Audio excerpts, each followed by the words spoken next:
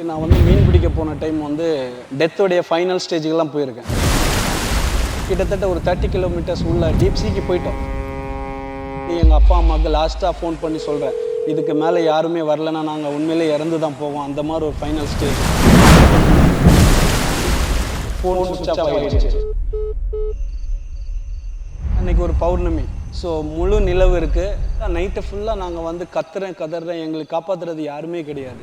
Moon வந்து last எட்ஜில் இருக்குது அண்ட் சன் வருது. அப்போது என்னுடைய லாஸ்ட் ஃபைனல் திங்கிங் எப்படின்னா, இதுக்கு மேலே நம்ம வந்து உயிரோடு இருந்தால் சம்திங் மேஜிக் நம்ம லைஃப்பில் நடக்கும், ஜெயிப்போன்ற ஒரு நம்பிக்கை இருந்தது. ஸோ சடனாக ஒரு போட் வந்திருந்தது. அங்கேருந்து எங்களை காப்பாற்றி கொண்டு வந்து ஸோ மரணத்தோட எட்ஜில் போயிட்டு வந்திருக்கேன். என்னுடைய பேர் ஆண்டனி தாஸ். நான் ஒரு மீனவன். தமிழ்நாடுக்காக ஆடியிருக்கேன். 15 வருஷம் ஃபஸ்ட் டிவிஷன் தமிழ்நாடு லெவலில் ஆடியிருக்கேன். டிஎன்பிஎல் லாஸ்ட்டு 8 வருஷமாக Chepauk super gillies, Lyca Kovai kings, Trichy warriors, Ballsy Trichy, last year வந்து Trichy grand Cholas captain also.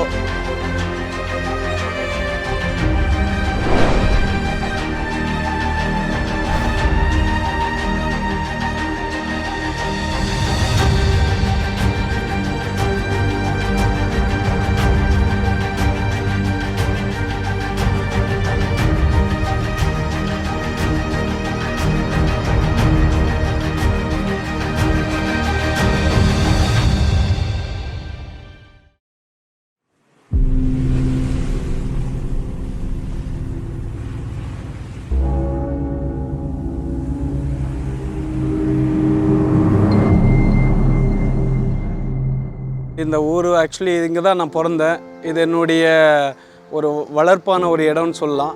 இங்கே தான் என்னுடைய சின்ன வயசு ட்ரீம். நான் இங்கே தான் வந்து நிறைய ஸ்பெண்ட் பண்ணியிருக்கேன். இந்த வலைகள், வள்ளம், அப்புறம் இந்த கடற்கரை கிராமம், இந்த கடற்கரையிலே அதிகமாக நான் ஸ்பெண்ட் பண்ணியிருக்கேன். லுங்கி கேட்டுக்கிட்டு நார்மலாக ஒரு பேண்ட் ஷர்ட் அந்த மாதிரி ஒரு இதில் வந்து ரவுண்ட் அடிச்சுட்டு இருக்கேன். ஒரு சின்ன பையனாக இதில் நிறைய மெமரிஸ் இருக்குது. ஒரு என்ஜாய் பண்ண ஒரு பிளேஸ்.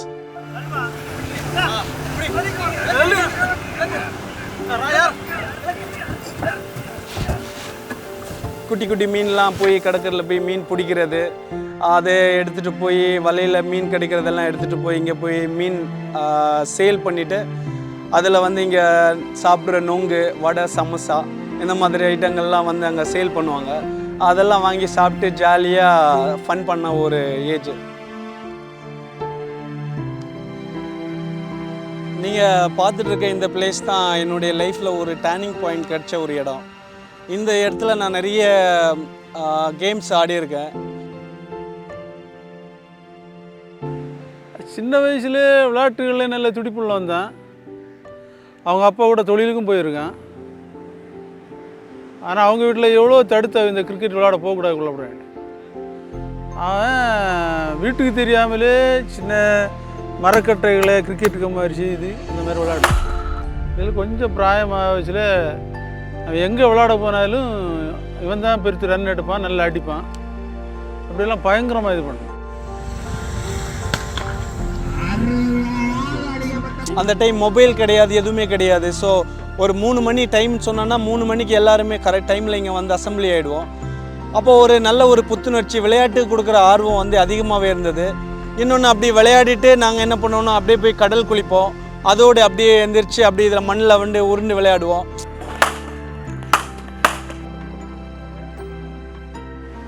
நைட்டே தொழிலுக்கும் போவான். கரைக்கு வந்து கரைக்குள்ள வேலையெல்லாம் முடிச்சுட்டு இந்த இதுலேயும் போவான்.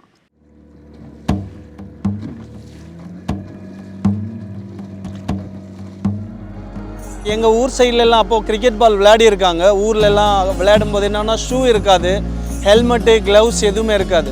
ஒரு கிரிக்கெட் பேடு மட்டும் கட்டிட்டு அந்த பேடை வந்து கிட்டத்தட்ட 15-20 பேர் சேர்ந்து மாற்றி மாற்றி யூஸ் பண்ணுவாங்க. அப்போது ஒரு கிரிக்கெட் பேடு ஒரு ஆள்கிட்ட இருக்குன்னு சொல்லும்போதே அதே ஒரு ஆச்சரியமான ஒரு விஷயமா பார்த்தாங்க. அப்போ எனக்கு அந்த மாதிரி ஒரு டைம் எல்லாம் வந்து அதெல்லாம் வந்து தொட்டு பார்க்கும்போதே ஒரு ஆச்சரியமான ஒரு ஸ்டேஜ். எனக்குள்ள ஆசை என்னென்னா, நம்ம இதெல்லாம் மாட்டிக்கிட்டு ஒரு நாள் நம்ம வந்து இந்த உலக அளவில் நம்ம போய் விளையாடணும் அப்படின்ற ஒரு ஆர்வம் இருந்தது.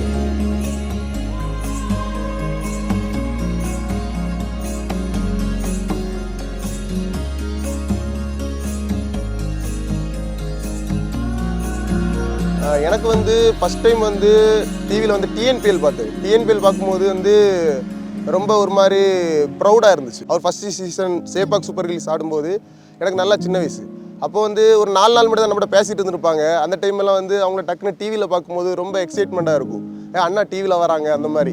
ஏன்னா அவங்க அதுக்கு முன்னாடி நிறைய ஆடி இருக்காங்க, ரஞ்சி டிராஃபி ஆடி இருக்காங்க, இந்தியா ஆடி இருக்காங்க. ஆனால் அதெல்லாம் எனக்கு வந்து தெரியாது, அது நமக்கு வந்து டிவியில் தெரியல. டிஎன்பிஎல் வந்து ஃபஸ்ட் டைம் ஸ்டார் ஸ்போர்ட்ஸ் தமிழில் வந்து டெலிகாஸ்ட் ஆகும்போது அதை பார்க்கும்போது எங்களுக்கெல்லாம் வந்து ரொம்ப ஒரு மாதிரி ப்ரௌடாக இருந்துச்சு, எக்ஸைட்மெண்ட்டாக இருந்துச்சு. ஊரில் நாங்கள் வந்து அண்ணா மேட்ச் நடக்கும்போது எங்கள் தெரு ஒன்றா கூடிடுவோம். ஒரே வீட்டில் வந்து ஒரு 10, 15, 20 பேர் சேர்ந்து மேட்ச் பார்த்துட்டு இருப்போம். அந்த மாதிரி இது இருக்கும். அது ஃபஸ்ட் சீசன் வந்து அவங்க பெஸ்ட் விக்கெட் டேக்கர் ஆகி 2வது ஊருக்கு வரும்போது ரொம்ப பிரம்மாண்டமாக நாங்கள் வந்து அவங்கள வந்து வரவேற்றோம். அதில் அவனுக்கு நல்ல பெருமைகள் இருந்துச்சு. ஒரு திருவிழாவுக்கெல்லாம் இங்கே உள்ள இளைஞர்கள் எல்லாம் சேர்த்து அவருக்கு அந்த தாஸுக்கு வரவேற்பு வச்சாங்க. வரவேற்பு வச்சும்போது இந்த கோயில் பக்கம் இருக்குல்ல, இங்கே இருந்து அண்ணா இருக்குல்ல கிரவுண்டு, அந்த கிரவுண்டு வர போர்வை விரித்து போர்வுக்கு மேலே தான் நடத்தி போட்டு வந்தாங்க. அவங்க திருமணம் ஆகுக்கு முந்தி அப்போ எவ்வளோ மதிப்பு கொடுத்துருக்காங்க, அப்படி மதிப்பார். நம்ம கடப்புறத்தில் இருந்து இப்படி ஒரு பையன் இவ்வளோ திறமை விளையாடுறான்னு சொல்லி அதுக்கப்புறம் எல்லாருக்கும் சந்தோஷம், எல்லோரும் நல்ல சந்தோஷம். முதல்ல அவங்க அப்பா இப்படி தொழில் செய்யாமல் என்ன போட்டு ஓடுறானே அப்படின்னு கவலை தான் பட்டார். பரவாயில்ல, அது நல்ல சந்தோஷம், ஹாப்பியாக இருக்கார்.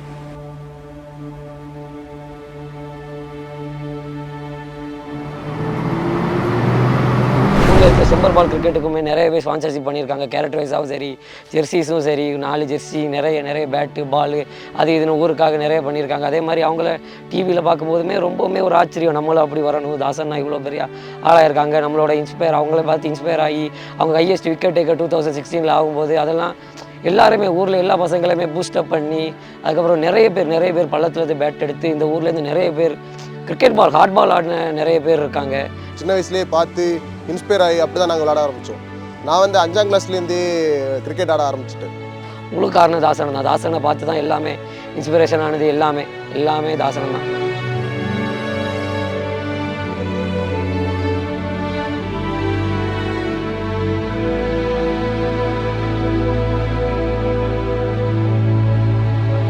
ஏன்னா 20 இயர்ஸ்க்கு அப்புறம் என்னுடைய மீனவ இனத்தையுமே டிவியில் பார்க்க முடிஞ்சது.